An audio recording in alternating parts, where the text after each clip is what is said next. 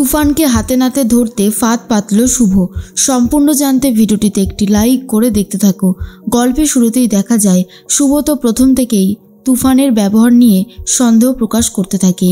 শুভ ভাবতে থাকে এটা কোনোভাবেই আদি হতে পারে না, কারণ আদির মধ্যে যেগুলো দেখতে পাচ্ছি আমি সেগুলো মোটেই আদ্রিতের স্বভাব চরিত্র নয়। এতটা পরিবর্তন কি করে হলো? আমি তো কিছুই বুঝে উঠতে পারছি না, গন্ডগোলটা কোথায় আটকাচ্ছে। এর মধ্যেই দেখা যায় আদ্রিতকে তো আটকে রেখেছে জেলের মধ্যে মোহনা বলে, তুমি যখন এমনিতেই আমার কাছে আসতে পারতে তাহলে তোমাকে এইভাবে আনতে হলো কেন আয়ান? কারণ তুমি আমার কথা প্রথমে শোনোনি, আর আমার কথা না শুনলে কি অবস্থা হতে পারে তার ছোট্ট একটা নমুনা তোমাকে দেখিয়ে দিলাম।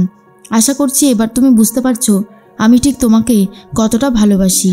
তখনই আদ্রিত বলে, এই রকমভাবে জোর করে ভালোবাসা পাওয়া যায় না। তোমাকে আমি কখনোই মন থেকে ভালোবাসিনি আর ভালোবাসতে পারবও না। আমি শুধু একজনকেই ভালোবাসি, আর তার নাম হলো শুভলক্ষ্মী। শুভলক্ষ্মী ছাড়া আমি আর কোনো কাউকে কখনোই ভালোবাসতে পারবো না। অন্যদিকে দেখা যায় কিছুতেই আর ঘুম আসছে না শুভর। শুভ তখন ভাবে কি করে সবটা সামলাবে, কি করে কি হয়ে গেল।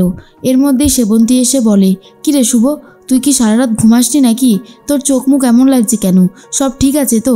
আর তখনই শুভ বলে, হ্যাঁ সব ঠিক আছে, কোনো কিছু হয়নি। সেবন্তী বলে, তাহলে আমি এক কাজ করি, এক কাপ চা নিয়ে আসি তোর জন্য। তোকে দেখে মনে হচ্ছে তোর শরীর খুব একটা ভালো না। আর হবে নাই বা কেন, যেভাবে খাটাখাটনি যাচ্ছে শরীর খারাপ হওয়াটাই স্বাভাবিক একটা ব্যাপার। এদিকে আদ্রিত ভাবে শুভ না জানি কী করছে, আমাকে না পেয়ে ও হয়তো অনেকই ভেঙে পড়েছে। আর এটা তো হওয়াই উচিত, মেয়েটাকে আমি দেখতেও পাচ্ছি না, আর আমি সবটা জানাবই বা কী করে। মোহনা আবারও যা পাগলামি শুরু করেছে তাতে আমি শুভলক্ষ্মীর কাছে এখন যেতেও পারবো না। এদিকে মোহনা বলে, আয়ান আমি তোমার জন্য সব করতে পারি, একবার আমাকে একটু ভালোবেসে দেখো। আমি সত্যি কথা বলছি, আমি তোমাকে ভীষণ ভালোবাসি। কিন্তু আদ্রিত বারবার করেই বলে সে শুধু একজনকেই ভালোবাসে, তার নাম শুভলক্ষ্মী। এদিকে সকাল হয়ে যেতেই অয়না আর শিরিন ঠিক করেছে তাদের বড়দা ভাই মানে আদ্রিতকে ঘুম থেকে ডেকে তুলবে। এই জন্য অনেকবার দরজা ধাক্কা দিতে থাকে, আর তখনই তুফান এসে দরজাটা খুলে দেয়।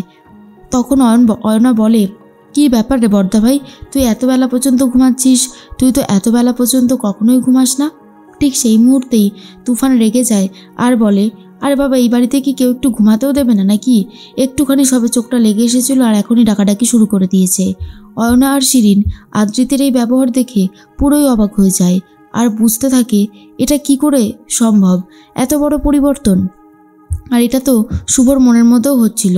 শুভ যখন বাড়ির সবার সাথে মিলে কথা বলতে থাকে তখনই চলে এসেছে অয়না আর শিরিন। এসে বলে, বৌদি ভাই, আমরা তো বুঝতেই পারছি না যে বড়দা ভাইয়ের স্বভাব চরিত্র এইভাবে পরিবর্তন হয়ে গেল কি করে। আমাদের ওপরে যেরকম ব্যবহার করলো সেটা খুবই খারাপ। শুভ বুঝতে পারে যেটা হচ্ছে সেটা খুব খারাপই হচ্ছে, এমনটা হওয়ার কথা ছিল না। সেবন্তী বলে, কি বলছিস কি বলতো? এরপর তুফান বুঝতে পারে যা ব্যবহার করে ফেলেছে সেটাতে এবার ধরা পড়ে যাওয়ার চান্স অনেক গুণ বেড়ে গেছে। তাই তুফান নিজে এসে সামলানোর চেষ্টা করে। ছোটকাকে বলে মেচকা আর মেচকাকে বলে ছোটকা। এই নিয়ে শুভলক্ষ্মী মনের মধ্যেও যে দ্বন্দ্বটা ছিল সেটা আরও বেশি করে জোরালো হতে থাকে। কিন্তু কোনোভাবেই শুভলক্ষ্মী বুঝতে পারে না কি করে সবটা খুঁজে বার করবে। আর যেহেতু এই তুফানকে দেখতে পুরোপুরি আদ্রিতের মতোই, এদিকে তুফান তো এই দিকটাতে রয়েছে, আর অন্যদিকে দেখা যায় আদ্রিত ভাবে শুভলক্ষ্মী কী করছে। তখনই মোহনা বলে, তোমার রিপ্লেসমেন্ট পাঠিয়ে দিয়েছি, শুভলক্ষ্মী তার সাথে চুটিয়ে সংসার করছে, তাই তুমি আর এসব নিয়ে ভেবো না। তুমি শুধু শুধু এসব নিয়ে ভাবছো। একটা কথা মনে রাখবে, আমি সবসময় তোমার সাথে আছি, আর শুভলক্ষ্মীর সাথেও একজন আছে। কিন্তু আদ্রিত বিশ্বাস করতেই চায় না আর বলে, কোনোদিনও না, শুভলক্ষ্মী আমাকে ছেড়ে অন্য কারুর সাথে কখনোই সংসার করবে না। তুমি যতই মিথ্যে বলো না কেন, কোনোভাবে সেই মিথ্যে ধোপে টিকবে না। মোহনা বলে, তোমার যে এত কনফিডেন্স শুভলক্ষ্মীর উপরে, দেখবে কোন দিন এই কনফিডেন্স একেবারে জলে ধুয়ে চলে যাবে, কিচ্ছু করে উঠতে পারবে না তুমি। কিন্তু আদ্রিত বারবার একটা কথাই বলে, শুভলক্ষ্মীকে সে বিশ্বাস করে, শুভলক্ষ্মী কখনো কোনো খারাপ কাজ করতেই পারে না। এর মধ্যেই দেখা যায় তুফান এসে বলছে, আরে মেচকা, তুমি এত চিন্তা করছো কেন বলো তো? এইসব নিয়ে একদমই তুমি চিন্তা করো না। কিন্তু রূপস তখন ভাবে, তাকে মেচকা বলছে কেন? আদ্রিতের এরকমভাবে মাথার কি সমস্যা হয়ে গেল? এমনটা তো হওয়ার কথা ছিল না। শুভলক্ষ্মী ভাবে, একবার কি ডক্টরের কাছে নিয়ে যাব? নাকি অন্য কিছু ব্যবস্থা করব। অয়না তখন বলে, বর্দা ভাই, তোর স্বভাব চরিত্র এরকম ছিল না। আমার তো দৃঢ় বিশ্বাস তুই আমাদের বর্দা ভাই না, তুই অন্য কেউ। তার জন্যই হয়তো তোর মধ্যে এতটা পরিবর্তন এসেছে। সেবন্তী তখন বলে, তোরা শুধু শুধু আমার ছেলেটাকে সন্দেহ করছিস। ওর মাথায় একটা চোট লেগেছে, আর সেই জন্যই হয়তো ও এখন একটু গুলিয়ে ফেলছে। তাই বলে এত সবাই মিলে বললে কি করে হয়? একটা ছেলের ওপরে কতটা মানসিক চাপ আসে সেটা তোরা বুঝতে পারছিস তো? অয়না বলে, যেটা হচ্ছে সেটা খুব খারাপই হচ্ছে। বড় মা, তুমি বিশ্বাস করো, এটা আমাদের দাদাভাই হতে পারে না, এর মধ্যে অনেক পরিবর্তন আছে।